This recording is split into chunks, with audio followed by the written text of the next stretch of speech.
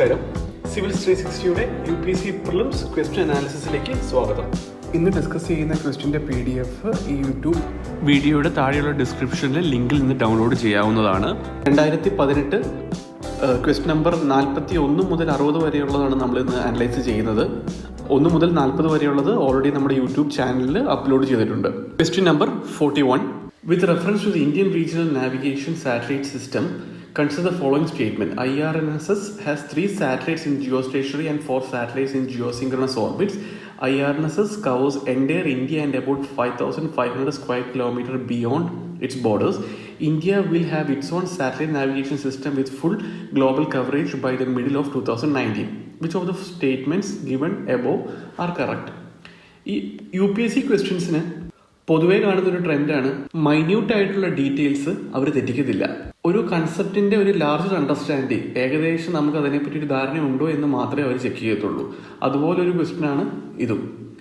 IRNSS എന്ന് പറഞ്ഞു കഴിഞ്ഞാൽ അതിൽ മൊത്തം 7 സാറ്റലൈറ്റ്സ് ആണുള്ളത്. 4 ജിയോ സ്റ്റേഷനറി, 3 ജിയോ സിങ്ക്രണസും. അതിന് ഇന്ത്യയിൽ ഫുൾ കവറേജ് ഉണ്ട്. ഇന്ത്യയുടെ അടുത്ത് നിന്നും ഒരു 1000-1500 കിലോമീറ്റർ റേഡിയസ് ഉള്ള സ്ഥലങ്ങളും അത് കവർ ചെയ്യുന്നുണ്ട്.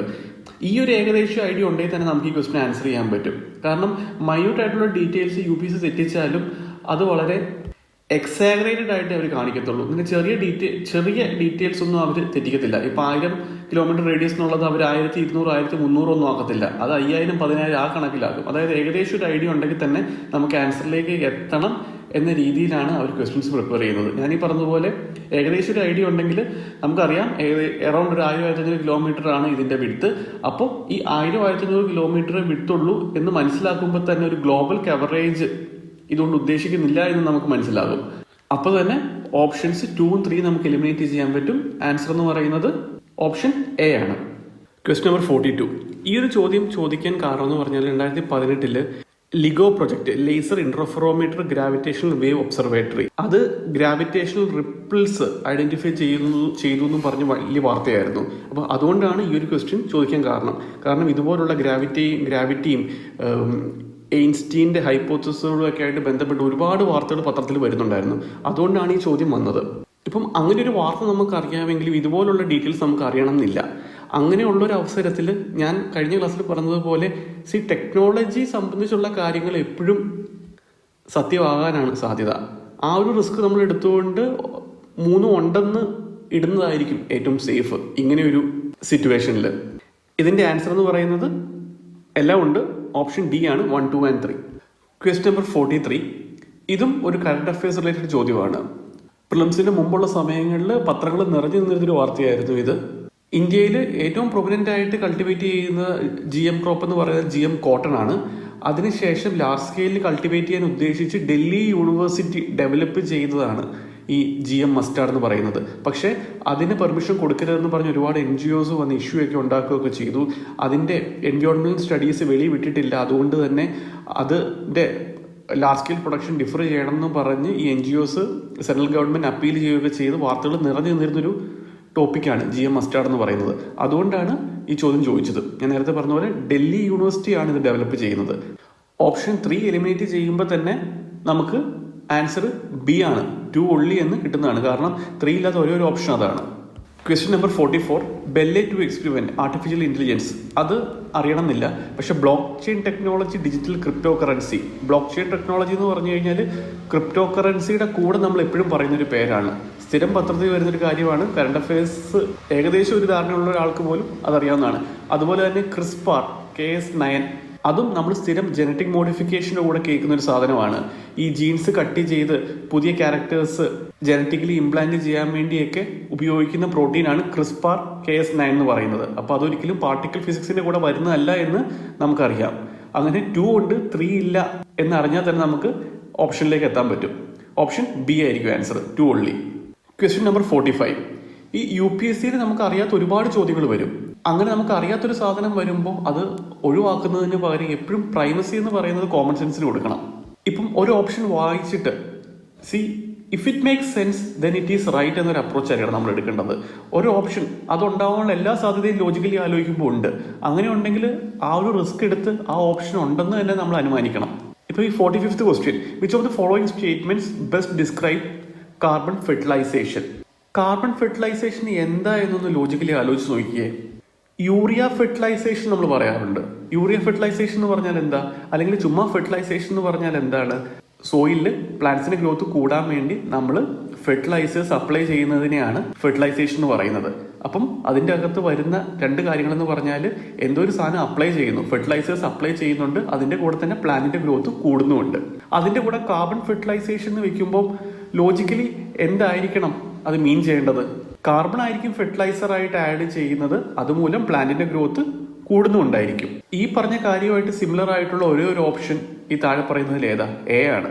Increased plant growth due to increased concentration of carbon dioxide in the atmosphere.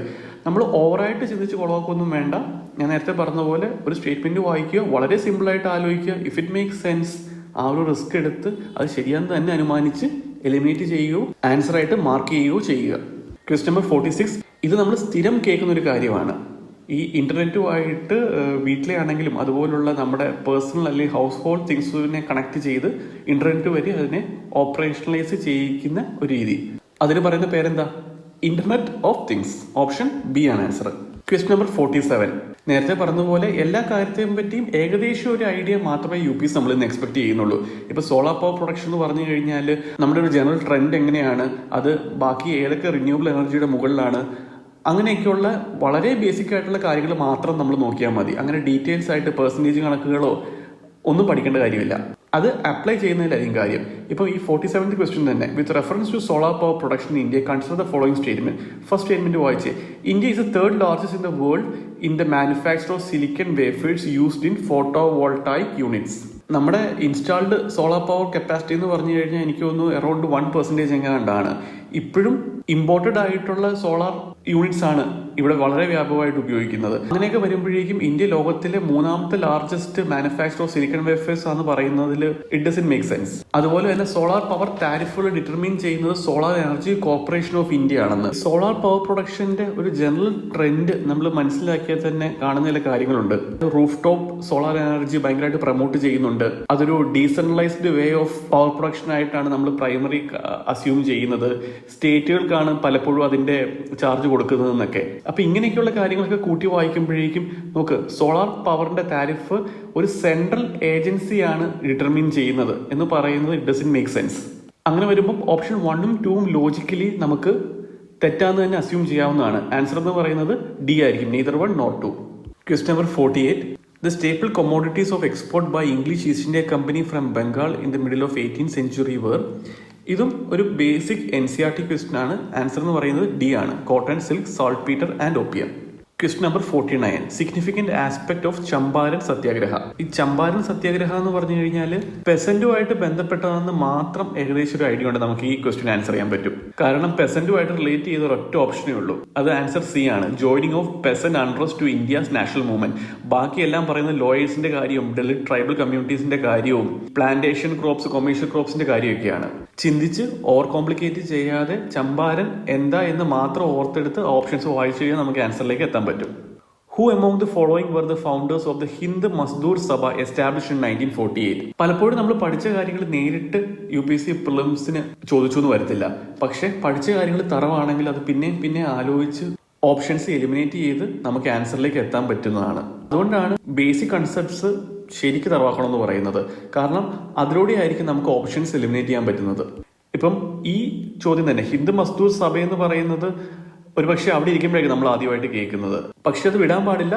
നമുക്ക് അറിയാവുന്ന ബേസിക് കാര്യങ്ങൾ പിന്നെ ആലോചിച്ചെടുത്ത് ഓരോ ഓപ്ഷൻസും പിന്നെ വായിച്ച് എലിമിനേറ്റ് ചെയ്യാനാണ് നമ്മൾ ശ്രമിക്കേണ്ടത്. ഹിന്ദ് മസ്ദൂർ സഭ എന്ന് പറയുമ്പോൾ തന്നെ അത് നോർത്ത് ഇന്ത്യൻ ഓർഗനൈസേഷൻ ആണെന്ന് നമുക്ക് മനസ്സിലാവും. ഈ 1948 ഇൻഡിപെൻഡൻസിന് ശേഷം എന്ന് വെച്ച് കഴിഞ്ഞാൽ ഭയങ്കര സെൻട്രിഫ്യൂഗൽ ടെൻഡൻസീസ് ഒക്കെ ഉള്ള സമയമാണ്. ഈ ട്രാവൻകൂർ സെപ്പറേറ്റ് രാജ്യമാക്കണം, അതുപോലെ വിശാലാന്ധ്ര, കന്നഡ അവർ വേറെ രാജ്യമാക്കണം എന്നൊക്കെ പറഞ്ഞുകൊണ്ട് ഭയങ്കര റീജിയണൽ ടെൻഡൻസീസ് നിലനിൽക്കുന്ന ഒരു സമയത്ത് ഒരു സൗത്ത് ഇന്ത്യൻ ഓർഗനൈസേഷൻ ഒരിക്കലും ഇതുപോലെ ഹിന്ദ് മസ്ദൂർ സഭ എന്ന് പേരിടത്തില്ല. അതുകൊണ്ട് തന്നെ നമുക്ക് സേഫ്ലി അസ്യൂം ചെയ്യാം അതൊരു നോർത്ത് ഇന്ത്യൻ ഓർഗനൈസേഷൻ ആണ്. ഓപ്ഷൻ എ എന്ന് പറയുന്നത് കൃഷ്ണപിള്ളയും EMS നമ്പൂതിരിപ്പാടുമൊക്കെ ഉള്ളതാണ്. അത് നമുക്ക് മലയാളികൾക്ക് വളരെ സിമ്പിളായിട്ട് എലിമിനേറ്റ് ചെയ്യാം. സെക്കൻഡ് ഓപ്ഷൻ എന്ന് പറഞ്ഞു കഴിഞ്ഞാൽ ജയപ്രകാശ് നാരായണൻ, ദീനദയാൽ ഉപാധ്യായ, MN റോയ്. നേരത്തെ പറഞ്ഞതുപോലെ കാര്യങ്ങളെപ്പറ്റി നമുക്കൊരു ഏകദേശം ധാരണ ഉണ്ടെങ്കിൽ തന്നെ പലപ്പോഴും ഉത്തരത്തിലേക്ക് എത്താൻ പറ്റും. ഇതിന്റെ അത് ദീനദയാൽ ഉപാധ്യായ എന്ന് പറഞ്ഞാൽ നമ്മൾ സ്ഥിരം കേൾക്കുന്നതാണ് പല സ്കീമുകളുടെയും കൂടെ. അത് BJPയുടെ റൈറ്റ് വിങ് ഐഡിയോളജി പുലർത്തുന്ന ഒരു നേതാവാണ്. MN റോയ് എന്ന് പറഞ്ഞു കഴിഞ്ഞാൽ കമ്മ്യൂണിസ്റ്റുകാരനും. അപ്പൊ ഇവർ രണ്ടുപേരും കൂടെ ഒരുമിച്ച് ഒരു ഓർഗനൈസേഷൻ ഉണ്ടാക്കാനുള്ള സാധ്യത എന്ന് പറഞ്ഞു കഴിഞ്ഞാൽ വളരെ കുറവാണ്. അതുകൊണ്ട് സേഫ്ലി ഓപ്ഷൻ ബിയും നമുക്ക് എലിമിനേറ്റ് ചെയ്യാം. പിന്നെ option CP Ramaswamy Iyer, K Kamaraj, Veerasalingam Pantulu എന്ന് പറയുന്നത് ഇവർ 3 പേരും സൗത്ത് ഇന്ത്യൻസ് ആണ്. അതുകൊണ്ട് തന്നെ ആ ഓപ്ഷൻ നമുക്ക് എലിമിനേറ്റ് ചെയ്യാം. അപ്പം ശേഷിക്കുന്നതെന്ന് പറഞ്ഞു കഴിഞ്ഞാൽ ഓപ്ഷൻ ഡി ആണ്. Ashok Mehta, TS Ramanujam and GG Mehta. ഈ ഒരു റിസ്ക് നമ്മൾ എടുക്കണം. എങ്കിൽ മാത്രമേ നമ്മുടെ സ്ട്രൈക്ക് റേറ്റ് പ്രിലിംസിൽ കൂടത്തുള്ളൂ. കാരണം 100% കൺവിക്ഷനോടെ ആൻസർ ചെയ്യാൻ പറ്റാവുന്ന ഡയറക്റ്റ് ക്വസ്റ്റ്യൻസ് വളരെ കുറവായിരിക്കും. അപ്പം ഇതുപോലെ നമ്മുടെ ആ ഒരു ബേസിക് നോളജ് ഉപയോഗിച്ച് ഓപ്ഷൻസ് എലിമിനേറ്റ് ചെയ്ത് കറക്റ്റായി എന്ന് ഏകദേശം ധാരണയുള്ളത് കുത്തണം. ആ ഒരു റിസ്ക് നമ്മൾ എടുത്തു കഴിഞ്ഞാൽ മാത്രമേ പ്രിലിംസ് നമ്മൾ കയറത്തുള്ളൂ. നമ്പർ 51 സ്ഥാനകവാസി. ഇതിന്റെ ആൻസർ ജൈനിസമാണ്. ഇത് അറിയാമെങ്കിൽ എഴുതാന്നേ ഉള്ളൂ. കൾച്ചറിന്റെ ക്വസ്റ്റ്യൻസ് ഒക്കെ പലപ്പോഴും നല്ല പാടുള്ളതായിരിക്കും അവർ ചോദിക്കാറ്. പക്ഷെ അതിനെപ്പറ്റി നമ്മൾ വറീഡ് ആവേണ്ട കാര്യമില്ല. ഒരു 10 ക്വസ്റ്റ്യൻസ് കൾച്ചർ റിലേറ്റഡ് ആയിട്ട് UPSC ചോദിച്ചിട്ടുണ്ടെങ്കിൽ അതിലൊരു 6-7 എണ്ണവും വളരെ മെയിൻ സ്ട്രീം ആയിട്ടുള്ള ബുക്സിൽ നിന്ന് തന്നെയായിരിക്കും നമുക്ക് ആൻസർ ചെയ്യാൻ പറ്റുന്നതായിരിക്കും പഠിച്ചിട്ടുണ്ടെന്നുണ്ടെങ്കിൽ. ബാക്കി 3 എണ്ണം ഞാൻ നേരത്തെ പറഞ്ഞതുപോലെ നമ്മളുള്ള നോളജ് വെച്ച് എലിമിനേറ്റ് ചെയ്ത് ആൻസറിലേക്ക് എത്താൻ ശ്രമിക്കുക. ഒരു 1-2 എണ്ണം വരെ കറക്റ്റ് ആയെന്നിരിക്കും. ഇതുപോലെ ഒരെണ്ണം തെറ്റിയാലും അത് നമ്മുടെ നെറ്റ് റിസൾട്ടിനെ ബാധിക്കാൻ പോകുന്നില്ല. അതുകൊണ്ട് നിങ്ങൾ അതിനെപ്പറ്റി വറീഡ് ആവണ്ട. Question number 52. ഇതും ഞാൻ നേരത്തെ പറഞ്ഞ ആ ഒരു 3 ചോദ്യങ്ങളില്ലേ ഭയങ്കര പാടായിട്ട് ഡീറ്റെയിൽസ് ചോദിക്കുന്നത്, ആ 3 എണ്ണത്തിൽ പെടുന്നതാണ് ഈ ഒരു ക്വസ്റ്റ്യനും. ഇത് NCERT നിന്നാണ് അവർ ചോദിച്ചിരിക്കുന്നത്. നമ്മൾ ഇതുപോലെ ഡീറ്റെയിൽസ് കുത്തിയെന്ന് പഠിക്കണം എന്നില്ല. കാരണം മെയിൻസിന് അത് ഒരിക്കലും ഉപയോഗപ്പെടത്തില്ലല്ലോ. അതുകൊണ്ട് പ്രിലിംസിന് ഏകദേശം ഒരു ധാരണ ഉണ്ടാക്കി വെക്കുക. ഇതുപോലുള്ള ചോദ്യങ്ങൾ നമ്മൾ ലോജിക്കലി അസ്യൂം ചെയ്ത് കറക്റ്റ് ആക്കാൻ ശ്രമിക്കുക. അത്രേ ഉള്ളൂ. ഇതുപോലുള്ള ക്വസ്റ്റ്യൻസ് കണ്ട് നിങ്ങൾ പ്രിലിംസ് പാടായെന്ന് ജനറലൈസ് ചെയ്യേണ്ട. ഇതൊക്കെ എക്സെപ്ഷൻസ് ആണ്. അതിനെക്കുറിച്ച് നിങ്ങൾ വറീഡ് ആവണ്ട. ഇതിന്റെ ആൻസർ A ആണ്, 1 ഉള്ളി. Question number 53. ഡയമണ്ട്സിനെ പറ്റിയും ഡയമണ്ട് മൈൻസിനെയും പറ്റിയും താഴെ പറയുന്നതിൽ ആരാണ് എഴുതിയിട്ടുള്ളതെന്ന്. ഇത് NCERT നിന്ന് വന്ന ഒരു ക്വസ്റ്റ്യൻ ആണ്. ഇതുപോലെ ഡയമണ്ട്സും ഡയമണ്ട് മൈൻസ് എഴുതി എന്ന് പറഞ്ഞ് NCERT കൊടുത്തിട്ടില്ല. പക്ഷെ ജീൻ ബാപ്റ്റിസ്റ്റ് ടവേർണിയറെ പറ്റി, ട്രാവലേഴ്സ് ടു ഇന്ത്യ എന്ന് പറയുന്ന ടോപ്പിക്കിൽ ജീൻ ബാപ്റ്റിസ്റ്റ് ടവേർണിയറെ പറ്റി, അദ്ദേഹം ഒരു ഫ്രഞ്ചുകാരനാണ്, ഒരു ഗോൾഡ് മെർച്ചന്റ് ആണ്, 6-7 വട്ടം ഇന്ത്യയിൽ വന്നിട്ടുണ്ടെന്ന് NCERT പറഞ്ഞിട്ടുണ്ട്. അപ്പൊ ആ ഒരു കൺസെപ്റ്റ് തറവായെന്നുണ്ടെങ്കിൽ ഒരു ഡയമണ്ട് മെർച്ചന്റ് പലവട്ടം ഇന്ത്യയിൽ വന്നിട്ടുണ്ട്, ഇന്ത്യയെ പറ്റി എഴുതിയിട്ടുണ്ട് എന്നൊക്കെ പറഞ്ഞ് ഈ ഒരാളെ മാത്രമേ നമ്മൾ NCERT കാണുന്നുള്ളൂ. ആ ഒരു നോളജ് നമുക്ക് ഉണ്ട് എന്നുണ്ടെങ്കിൽ നമുക്ക് safely answer Jean Baptiste Tavernier ആണെന്ന് കരുതാവുന്നതാണ്. അതുകൊണ്ട് തന്നെ ഓപ്ഷൻ ബി ആണ് ആൻസർ. ക്വസ്റ്റ്യൻ നമ്പർ 54 നേരിട്ട് NCERT ചോദിച്ചിരുന്ന ഒരു ചോദ്യമാണ്. ആൻസർ മൈത്രേയാണ്. The future Buddha who's yet to come to save the world. ഇത് NCERT ടെക്സ്റ്റ് ബുക്കിൽ പല സ്ഥലത്തായിട്ട് പറഞ്ഞിട്ടുണ്ട് മൈത്രയെ പറ്റി. Question number 55. സബ്സിഡിയറി അലയൻസ് എന്താണെന്നും അത് എന്തുകൊണ്ട് കൊണ്ടുവന്നു എന്നും ഏകദേശം ഒരു ഐഡിയ ഉണ്ടെങ്കിൽ നമുക്ക് ഇതിന് ആൻസർ ഏതാണെന്ന് കണ്ടുപിടിക്കാൻ പറ്റും. Lord Wellesley subsidiary alliance introduce ചെയ്യുന്ന ഒരു എക്കണോമിക് മെഷർ ആയിട്ടല്ലായിരുന്നു, ഒരു പൊളിറ്റിക്കൽ മെഷർ ആയിട്ടായിരുന്നു. ഈ അവിടുത്തെ റീജിയണൽ കിങ്ഡങ്ങളെ അനക്സ് ചെയ്യാൻ വേണ്ടിയും എക്സ്റ്റേണൽ ത്രെഡ്സ് ഒഴിവാക്കാനും വേണ്ടിയാണ് അദ്ദേഹം ഈ സബ്സിഡിയറി അലയൻസ് എന്ന് പറയുന്ന സാധനം ഇൻട്രൊഡ്യൂസ് ചെയ്തത്. ലോർഡ് വെല്ലസ്ലി ഇത് ഇൻട്രൊഡ്യൂസ് ചെയ്യുന്ന അതേ സമയത്ത് തന്നെയാണ് Tipu Sultan French assistance seek ചെയ്യുന്നതും ആ നെപ്പോളിയനിക് ത്രെറ്റ് ഇവിടെ ബ്രിട്ടീഷ് നേരിടേണ്ടി വരുന്നതുമൊക്കെ. അപ്പോൾ ആൻസർ സി ആണ്, to secure a fixed income for the company. അങ്ങനെ ഒരു എക്കണോമിക് എയിം ഈ ഒരു മെഷറിന് ഇല്ലായിരുന്നു ഒരിക്കലും. നമ്പർ 56. ലീഗൽ ടെൻഡർ മണി എന്നാൽ എന്താണെന്ന് ഒരു ബേസിക് എക്കണോമിക്സ് ക്വസ്റ്റ്യൻ ആണ്. നമ്മുടെ +1 മാക്രോ എക്കണോമിക്സ് ടെക്സ്റ്റിൽ നിന്നാണ് ഇത് ചോദിച്ചിരിക്കുന്നത്. എന്താണ് ലീഗൽ ടെൻഡർ മണി? ഒരു രാജ്യത്ത് പേയ്മെന്റ് പർപ്പസസിനായിട്ട് ഒരിക്കലും ഡിനേ ചെയ്യാൻ പറ്റാത്ത ഒരു മീഡിയം ഓഫ് പേയ്മെന്റിനെയാണ് നമ്മൾ ലീഗൽ ടെൻഡർ എന്ന് വിളിക്കുന്നത്. ആൻസർ ബി ആണ്. Question number 57. Opportunity cost. Opportunity cost എന്ന് ഉദ്ദേശിക്കുന്നത് നമുക്ക് പബ്ലിക് സർവീസസ് ഫ്രീ ആയിട്ട് അവൈൽ ചെയ്യാനുള്ള ഒരു ഓപ്പർച്യൂണിറ്റി ഉള്ളപ്പോൾ അതിന്റെ ആ ഒരു കോസ്റ്റ് എന്ന് പറയുന്നത് ആരായിരിക്കും ബിയർ ചെയ്യുന്നതെന്നാണ് ഇവിടുത്തെ ചോദ്യം. അതാണ് ഓപ്പർച്യൂണിറ്റി കോസ്റ്റ്. നമ്മൾ ഫ്രീ ആയിട്ട് പബ്ലിക് സർവീസ് അവൈൽ ചെയ്യുമ്പോൾ ആ ഓപ്പർച്യൂണിറ്റിക്കുള്ള കോസ്റ്റ് ആരാണ് ബിയർ ചെയ്യുന്നതെന്ന്. ആത്യന്തികമായിട്ട് അത് ബിയർ ചെയ്യുന്നത് ടാക്സ് പേയിങ് പബ്ലിക് ആയിരിക്കും അല്ലേ. അപ്പം ആൻസർ സി ആണ്. നമ്പർ 58. ഇത് വളരെ കോമൺ സെൻസിക്കൽ ആയിട്ടൊരു ചോദ്യമാണ്. Increase in absolute and per capita real GNP do not connote a higher level of economic development if per capita GNP absolute ഇതിൽ കൂടിയാലും അത് എപ്പോഴാണ് ഒരു എക്കണോമിക് ഡെവലപ്മെന്റ് ഡിനോട്ട് ചെയ്യാത്തതെന്ന്. ഇപ്പം അബ്സല്യൂട്ടായിട്ട് GDP-യോ GNP-യോ ഒക്കെ കൂടി കഴിഞ്ഞു കഴിഞ്ഞാലും ആ ഒരു ഡെവലപ്മെന്റ് ഉണ്ടാകുന്നില്ല എന്ന് പറയുമ്പോൾ സംഭവിക്കുന്നത് എന്തായിരിക്കും? ഈ കൂടുന്ന GDP എന്ന് പറയുന്നത് എല്ലാവരിലേക്കും എത്താത്തപ്പോഴാണ് അത് സംഭവിക്കുന്നത്. ആ ഒരു സെൻട്രലൈസേഷൻ സംഭവിക്കുമ്പോഴാണ് ആ എക്കണോമിക് ഡെവലപ്മെന്റ് ഉണ്ടാകാത്തത് എന്ന് പറഞ്ഞു കഴിഞ്ഞാൽ ഓപ്ഷൻ സി ആണ് ആൻസർ. പോവർട്ടി, അൺഎംപ്ലോയ്മെന്റ് കൂടിക്കൊണ്ടിരുന്നാലാണ് ഈ പറഞ്ഞതുപോലെ absolute increase in GNP development ഉണ്ടാക്കുന്നില്ല എന്ന് നമ്മൾ പറയുന്നത്. അപ്പോൾ ആൻസർ ഓപ്ഷൻ സി ആണ്, poverty and unemployment increase. Question number 59, human capital formation എന്ന് പറയുന്നത് എന്താ എന്നാണ് ചോദ്യം. ഹ്യൂമൻ ക്യാപിറ്റൽ നമ്മൾ ഉദ്ദേശിക്കുന്ന ഒരു ഹ്യൂമൻ റിസോഴ്സസ് ആണ്. ആ ഒരു ഹ്യൂമൻ റിസോഴ്സസിന്റെ പ്രൊഡക്ടിവിറ്റി കൂടുന്നതിനെയാണ് നമ്മൾ ആ ക്യാപിറ്റൽ ഫോർമേഷൻ ഉദ്ദേശിക്കുന്നത്. അതെന്ന് പറഞ്ഞു കഴിഞ്ഞാൽ ആ ഒരു നോളജ് ലെവലും സ്കിൽ ലെവലും എഫിഷ്യൻസിയും എല്ലാം ഇതിൽപ്പെടും. രാജ്യത്തിന്റെ ഇൻടാഞ്ചിബിൾ വെൽത്ത് എന്ന് പറഞ്ഞു കഴിഞ്ഞാൽ എന്താ? ഹ്യൂമൻ റിസോഴ്സ് ബേസും ആ ഒരു കൾച്ചറും സ്കിൽഡ് പോപ്പുലേഷനും ഒക്കെയാണ്. അപ്പൊ ആൻസർ എന്ന് പറയുന്നത് സി ആണ്, 2 and 4 only. Question number 60. Despite being high saving economy, capital formation may not result in significant increase in output due to. ഇതും കോമൺ സെൻസ് ഉപയോഗിച്ച് മാത്രം നമുക്ക് ആൻസർ ചെയ്യാൻ പറ്റുന്ന ഒരു ചോദ്യമാണ്. വീക്ക് അഡ്മിനിസ്ട്രേറ്റീവ് മെഷീനറി ആണെന്ന് കരുതി നെസസറിലി അത് ഔട്ട്പുട്ട് കുറയ്ക്കണം എന്നില്ല. അതുപോലെ ലിറ്ററസി ഉണ്ട് എന്ന് കരുതി അതും ഔട്ട്പുട്ട് കുറയ്ക്കണം എന്നില്ല. അതുപോലെയാണ് ഹൈ പോപ്പുലേഷൻ ഡെൻസിറ്റി. പല ഡെവലപ്ഡ് നേഷൻസിലും ഹൈ പോപ്പുലേഷൻ ഡെൻസിറ്റി ഉണ്ട്, പക്ഷേ അവിടെ ഔട്ട്പുട്ട് കൂടുന്നുണ്ട്. ക്യാപിറ്റൽ ടു ഔട്ട്പുട്ട് റേഷ്യോ ആണെങ്കിലോ അത് മീൻ ചെയ്യുന്നതെന്ന് പറഞ്ഞു കഴിഞ്ഞാൽ ക്യാപിറ്റൽ കൂടുതലും ഔട്ട്പുട്ട് കുറവാന്നല്ലേ.